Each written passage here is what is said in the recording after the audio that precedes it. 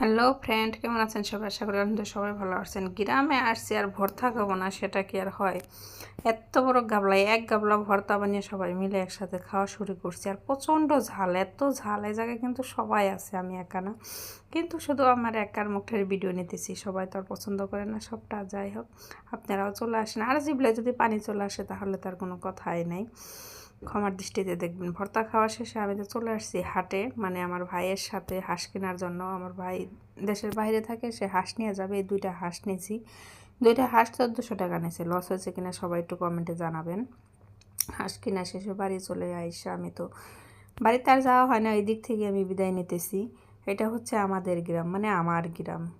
চারপাশটা সবুজ আর সবুজ ফসল, মাঠ ভরা ফসল। আমার কাছে অনেক ভালো লাগে। যাই হোক, প্রকৃতি আপনাদের কাছে কেমন লাগে সেটাও কিন্তু কমেন্টে জানাবেন। আর বিদায় নেওয়ার সময় আম্মা তো একজন আছেই, মানে যত দূর দেখা যাবে অত দূর পর্যন্ত বসে থাকবে বিদায় দেওয়ার জন্য। খুব মিস করছি আমার আম্মাকে। আপনারা মিস করছেন কিনা কমেন্টে